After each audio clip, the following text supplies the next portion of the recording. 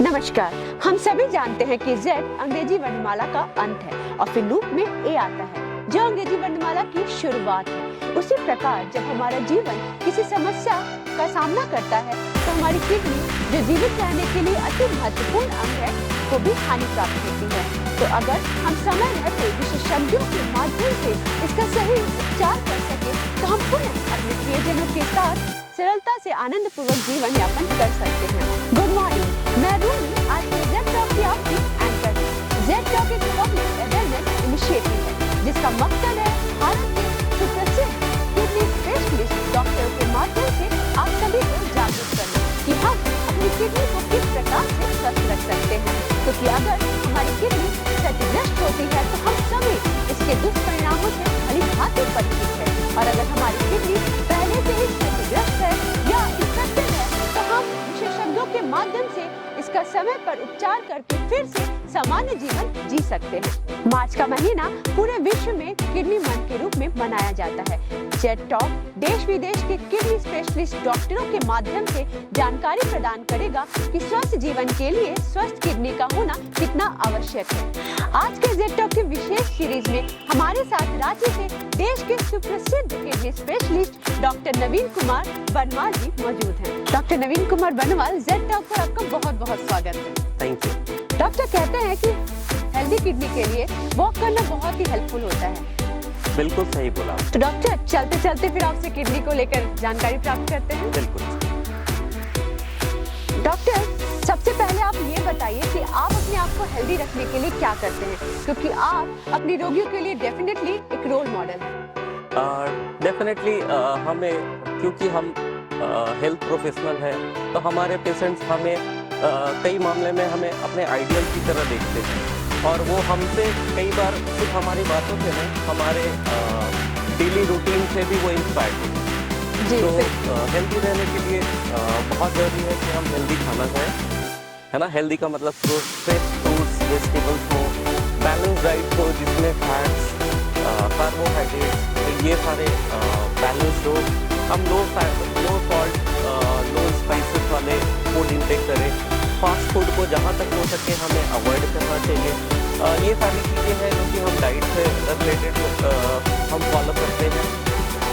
It means अच्छे healthy life के लिए डाइट मेंटेन करना बहुत जरूरी है। बिल्कुल। इसके अलावा डेली एक बेसिक मिनिमम फिजिकल एक्टिविटी बहुत ज़रूरी होती है। हम अक्सर अपने मरीजों को ये रेकमेंड करते हैं कि आप कम से कम 150 मिनट हर सप्ताह 150 मिनट्स पर वीक की वॉक जरूर करें। वॉक का मतलब मॉडरेट ब्रिक्स वॉक आप कर सकते हैं, जो कि 3 डेज पर वीक हो सकता है, 5 डेज पर वीक हो सकता है और 7 डेज पर वीक होता है।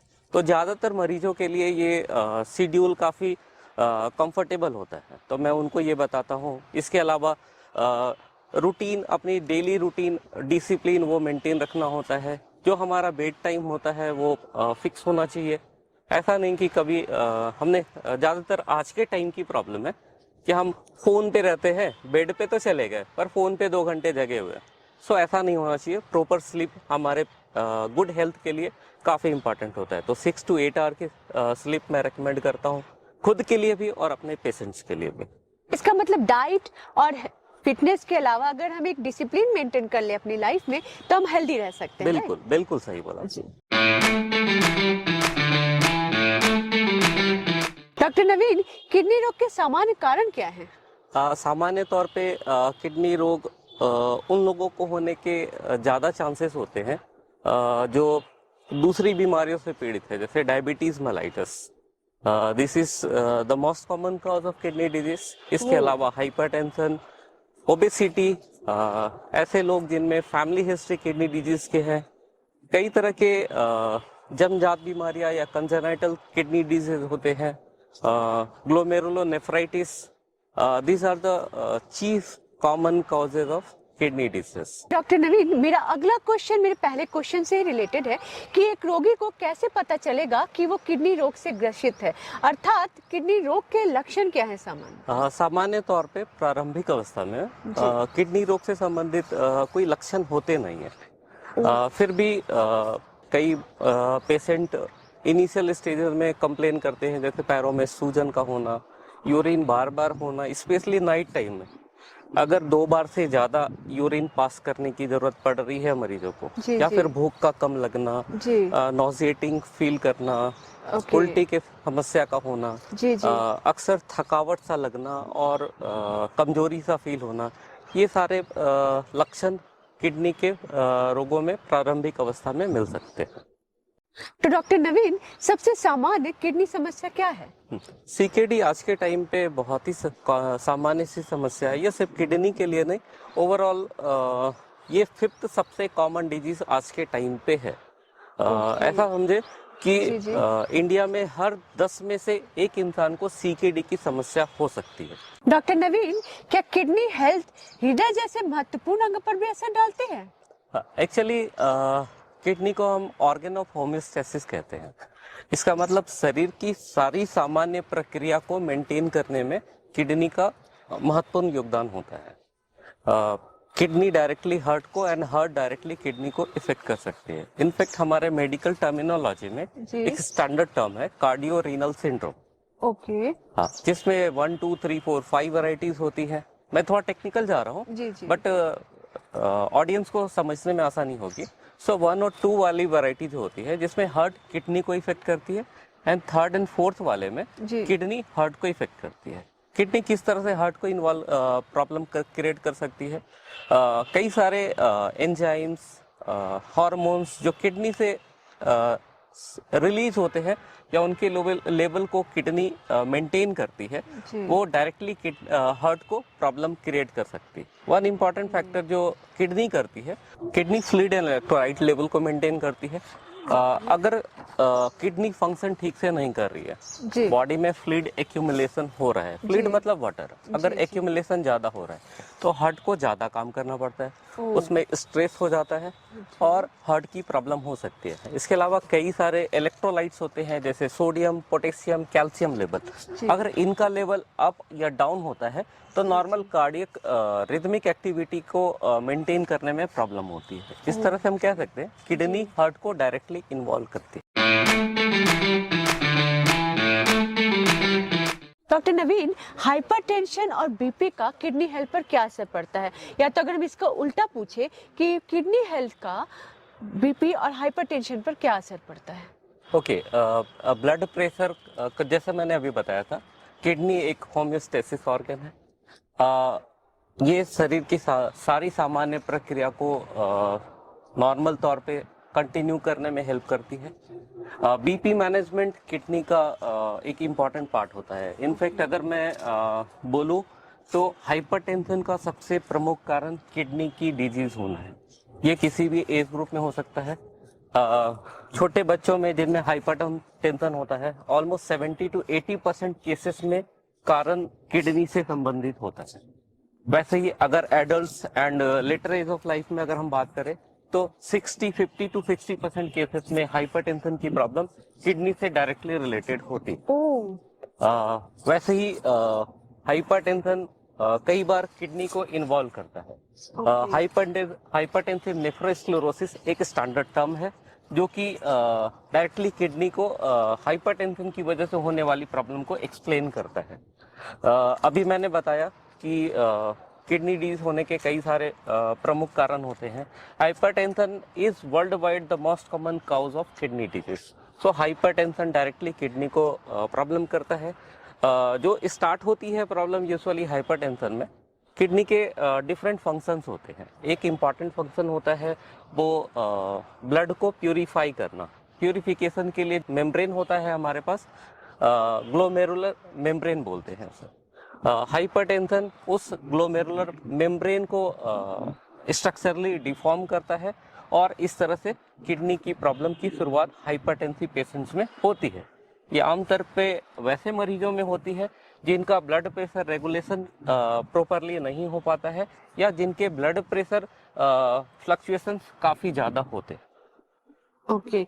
अच्छा डॉक्टर नवीन, अगर हम बीमार पड़ते हैं या हम कुछ मेडिसिन्स लेते हैं, तो कुछ मेडिसिन्स के ऐसे भी होते हैं जो किडनी हेल्थ के लिए हानिकारक होते हैं? बिल्कुल सही बोला आपने। कई तरह के मेडिसिन होते हैं। जैसा कि हम जानते हैं आमतौर पे हर मेडिसिन के कुछ ना कुछ साइड इफेक्ट जरूर होते हैं। जी।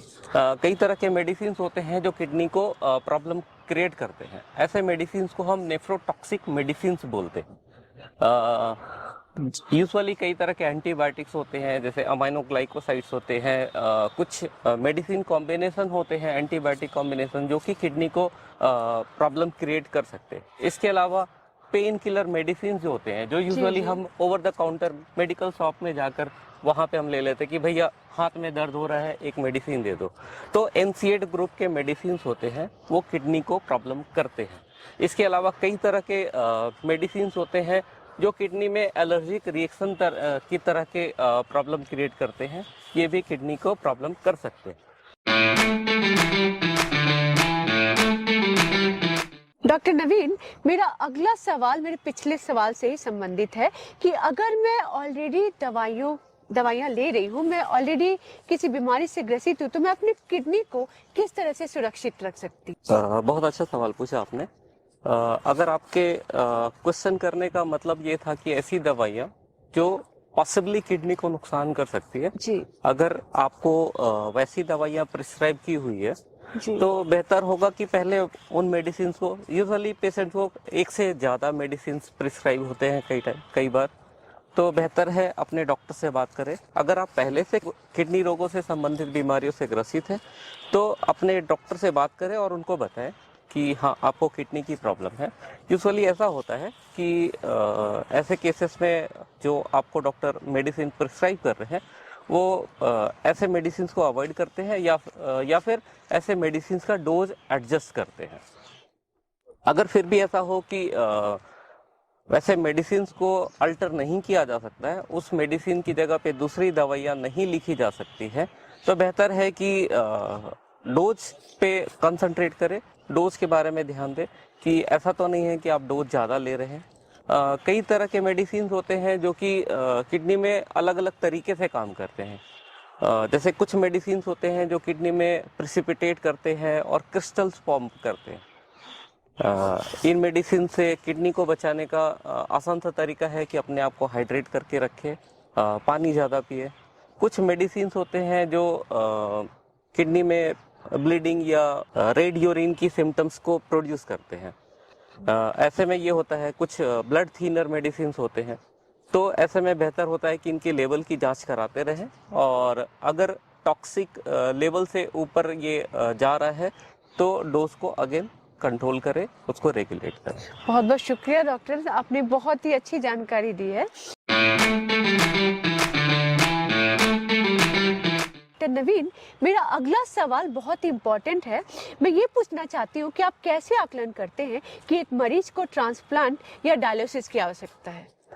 एक्चुअली किडनी पेशेंट में डायलिसिस की रिक्वायरमेंट सीकेडी के वजह से होती है। सीकेडी का मतलब होता है किडनी की ऐसी कोई भी बीमारी जो 3 महीने से ज़्यादा पुरानी है।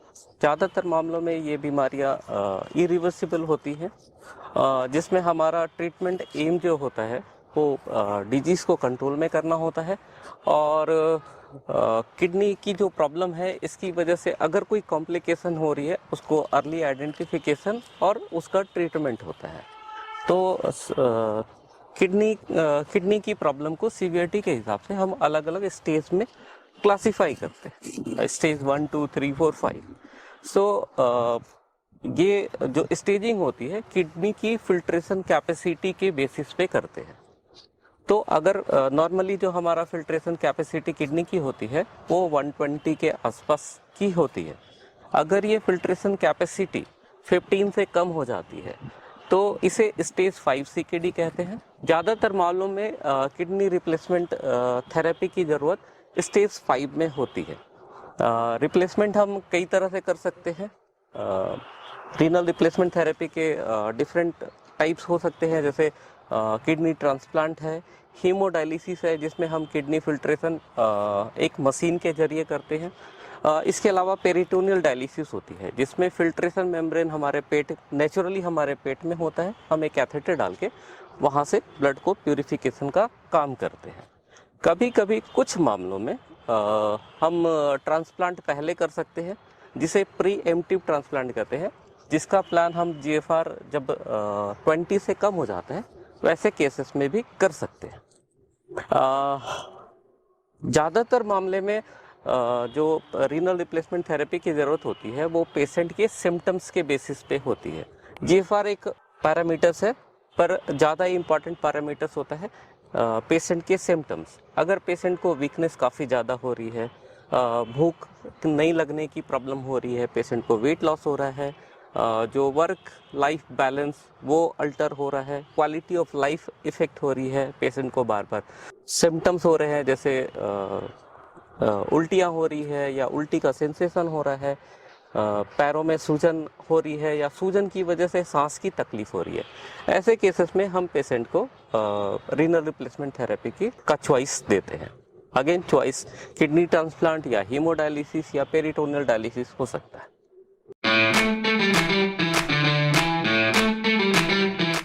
तो डॉक्टर नवीन, किडनी के जो पेशेंट होते हैं वो आपके पास डायरेक्ट आते हैं या रेफर किए जाते हैं, या कभी कभी ऐसा होता है कि रेफर करने के बाद बहुत देर हो जाती है और किडनी पेशेंट्स की हालत बहुत ज्यादा खराब हो जाती है, तो इस हालत में क्या करना चाहिए?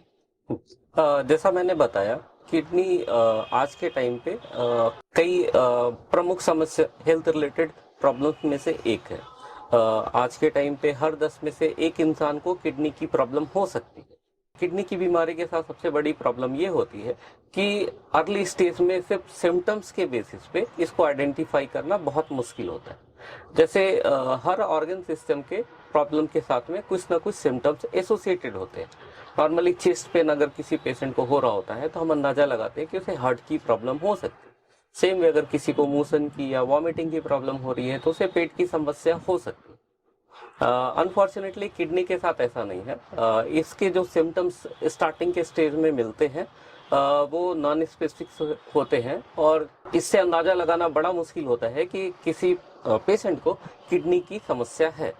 तो ऐसे में कुछ पेशेंट ग्रुप होते हैं जिनको किडनी की समस्या होने के चांसेस ज़्यादा होते हैं, जैसे डायबिटिक पेशेंट्स हैं, हाइपरटेंसिव पेशेंट्स, ऐसे पेशेंट जिनमें मोटापे की समस्या है, जिनका BMI 30 से ऊपर का होता है, वैसे पेशेंट जिनकी फैमिली हिस्ट्री किडनी डिजीज़ की है या जिनके स्ट्रक्चरल प्रॉब्लम किडनी में होते हैं, ऐसे पेशेंट जिनको किडनी में स्टोन की समस्या होती है, ऐसे लोगों में CKD होने के चांसेस ज़्यादा होते हैं।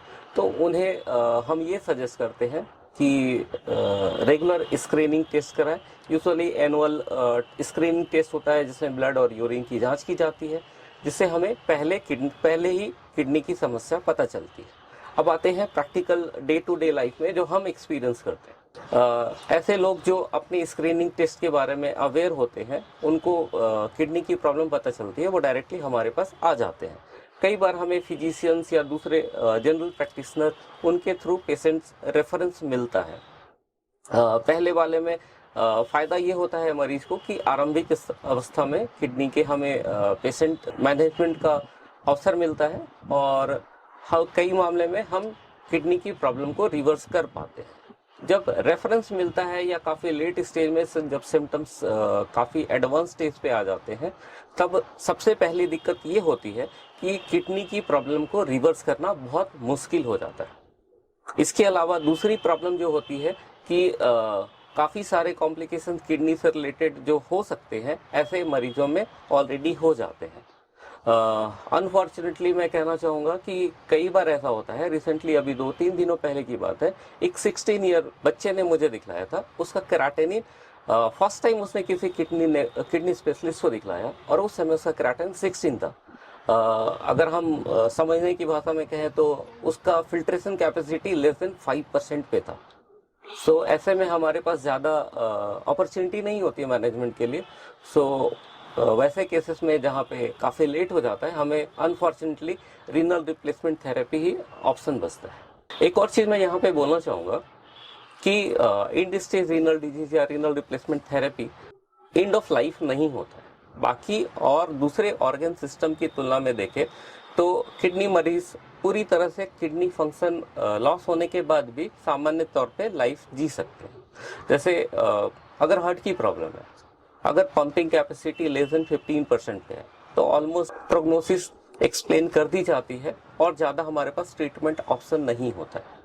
पर स्टेज 5 सीकेडी या इन स्टेज किडनी डिजीजेस के साथ में भी हम पेशेंट को multiple mode of treatment offer करते हैं। जैसा अभी मैंने पिछले सवाल में बताया था कि रीनल ट्रांसप्लांट या हीमोडायलिसिस या पेरिटोनियल डायलिसिस, ये तीनों ऑप्शन पेशेंट के पास हो सकते हैं। और अगर रेगुलर मेडिसिन पे रहे, रेगुलर रीनल रिप्लेसमेंट थेरेपी या डायलिसिस पे रहे और अपने ट्रांसप्लांट के पेशेंट अगर ट्रांसप्लांट करा रखा है, ट्रांसप्लांट की मेडिसिन लेते रहे, तो ऑलमोस्ट नियर नॉर्मल लाइफ वो जी सकते। डॉक्टर नवीन, चलते चलते आप हमारे दर्शकों को क्या एडवाइस या सलाह देना चाहेंगे? मैं अपने पेशेंट्स को जो नॉर्मली सलाह देता हूँ कि जो किडनी डिजीज मैनेजमेंट का सबसे बड़ा ऑब्स्टेकल है वो आज के टाइम पे अवेयरनेस है। सो बेहतर है कि जो भी पेशेंट हाई रिस्क कैटेगरी में आते हैं वो अपनी नियमित रूप से जांच कराएं। हाई रिस्क पेशेंट, मैं फिर से रिपीट करता हूँ, वैसे पेशेंट जिनको डायबिटीज 5 इयर्स या मोर देन 5 इयर्स की है, हाइपरटेंशन जिन्हें 7 इयर्स या उससे ज़्यादा की है, ऐसे पेशेंट जिनकी फैमिली हिस्ट्री किडनी डिजीज की है, जिन्हें पहले से किडनी की प्रॉब्लम कभी आइडेंटिफाई हुई थी, जिनको कभी भी AKI हो रखा है, या किसी भी प्रॉब्लम से आपको रेगुलर मेडिसिन की ज़रूरत पड़ती है, ऐसे लोग एनुअली एक यूरिन रूटीन माइक्रोस्कोपी टेस्ट होता है और एक सीरम केराटिनिन। ये दो बहुत ही बेसिक टेस्ट है, ऑलमोस्ट सारे लैब्स में हर जगह पे ये अवेलेबल है। ये ज़रूर कराएं। अगर किसी तरह की कोई प्रॉब्लम है तो आप अपने फिजिशियन से बात करें या फिर नियर बाय जो भी नेफ्रोलॉजिस्ट है उनसे ज़रूर मिलें।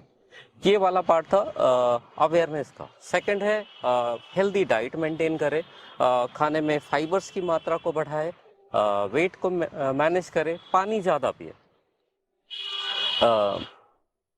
कुछ खाने होते हैं, कुछ खाने में मौजूद तत्व होते हैं जो हमारी किडनी को नुकसान कर सकते हैं, जैसे हॉट स्पाइसी मील या एक्स्ट्रा सॉल्ट इन डाइट। ये सारी चीज़ें किडनी को नुकसान करती हैं। इसके अलावा कई तरह के कुछ फ्रूट्स, कुछ रूट जो हमारे खाने में होते हैं, गरम मसाले, ये सारे किडनी को नुकसान करते हैं, तो इनको अवॉइड करें। कई तरह के मेडिसिन जो जैसा मैंने आपको बताया, over the counter medicine specially pain killers, इनको आप कोशिश करें कि कम से कम मात्रा में लें। और अगर ज़रूरत पड़े तो कुछ मेडिसिन होते हैं पेन किलर्स जो किडनी के लिए सेफ होते हैं, आप उनका इस्तेमाल करें। नियमित रूप से जांच कराते रहें। अगर ऑलरेडी आपको किडनी की प्रॉब्लम हो गई है तो अपने नेफ्रोलॉजिस्ट से ज़रूर मिले, उनकी सलाह को माने और नियमित रूप से अपनी जांच कराते रहें। डॉक्टर नवीन कुमार बर्नवाल, मुझे पूरा यकीन है कि आपने जो महत्वपूर्ण जानकारी हमारे दर्शकों को दी है उससे वो अपनी किडनी को स्वस्थ रखने के लिए लाभान्वित हुए होंगे। मैं भी उम्मीद करता हूं कि इस टॉक शो के माध्यम से लोगों को किडनी से जुड़ी समस्याओं को, उनके सवालों को समझने में, उनके जवाब को समझने में आसानी होगी। और ख़ास करके किडनी पेशेंट, उनको इस टॉक शो को देखकर अपनी किडनी को मैनेज करने में, किडनी की प्रॉब्लम को मैनेज करने में, खान पान से संबंधित समस्याएं जो इनको अक्सर होती है उसको समझने में आसानी होगी। और इसके लिए मैं जेट टॉक टीम को धन्यवाद देना चाहूँगा कि उन्होंने मुझे ये अवसर प्रदान किया ताकि मैं दर्शकों से जुड़ सकूँ। धन्यवाद। डॉक्टर नवीन, आपने अपने बिजी शेड्यूल में से समय निकालकर हमारे दर्शकों को किडनी रिलेटेड इतनी महत्वपूर्ण जानकारी दी। आपका एक बार फिर से बहुत बहुत शुक्रिया। Thank you. Thank you.